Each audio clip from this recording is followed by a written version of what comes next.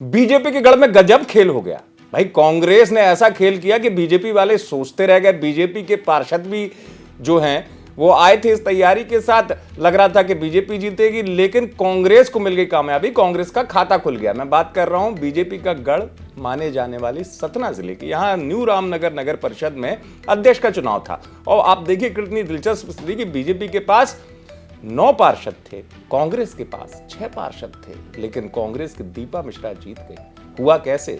दरअसल बीजेपी के ही पार्षदों ने कांग्रेस की दीपा मिश्रा को जिता दिया, क्रॉस वोटिंग कर दी और अध्यक्ष बनी दीपा मिश्रा भी बड़ी खुश नजर आई। सुनिए। ये मेरी लड़ाई अभी तत्कालीन नहीं है, पिछले 15 वर्षों से चल रही थी, सत्य के लिए ही। जो जा करके अभी निर्वाचन शून्य उपरांत तो मन में एक निराशा थी, क्योंकि कहीं ना कहीं हम लोग बाढ़ हार चुके थे। फिर भी मुझे ऊपर वाले पर विश्वास था कि वह सत्य के मार्ग पर चलने के लिए एक बार मुझे अवसर जरूर देगा और सत्य, धर्म और अपने समाज, अपने नगर परिषद की अच्छी सुचारू रूप से व्यवस्थाओं को चला सकूं। अपने सभी सहयोगी साथियों को जिनकी अटूट मेहनत से मैं इस मुकाम पर पहुंची हूं, उनको हृदय से धन्यवाद देती हूं। श्री सद्गुरुदेव भगवान को प्रणाम करती हूँ। माँ शारदा की नगरी अपने रामनगर को रामनगर बनाना है। शहर को विकसित करने के लिए क्या रहेगा आपका? क्या विजन है? मेरा पहला प्लान शहर को विकसित करना ही रहेगा, क्योंकि रामनगर को हम रामनगर बनाएंगे। तो ये न्यू रामनगर नगर परिषद अध्यक्ष के लिए चुनाव था। दरअसल यहाँ पहली बार कांग्रेस का खाता खुला है। मध्य प्रदेश में हाल में बीजेपी की सरकार बनी है।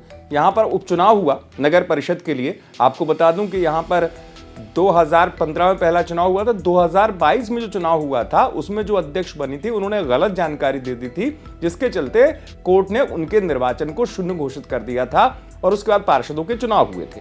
तैयारी दोनों तरफ से थी। बीजेपी इस बात पर आश्वस्त थी कि उसके पास 9 पार्षद हैं तो जाहिर सी बात है बीजेपी जीत जाएगी, लेकिन यहां तो गजब खेल हो गया भाई। 6 पार्षद वाली कांग्रेस की दीपा मिश्रा अध्यक्ष बन गई और कांग्रेस इसे दरअसल अपने लिए बड़ी कामयाबी मान रही है। कांग्रेस के लिए कामयाबी इसलिए कि जैसा मैंने आपसे कहा कि सतना को बीजेपी का गढ़ माना जाता है और यहां आप मानिए कि कई वर्षों बाद कांग्रेस का पहली बार खाता खुला है। नगर परिषद अध्यक्ष कोई कांग्रेस का बना हुआ है।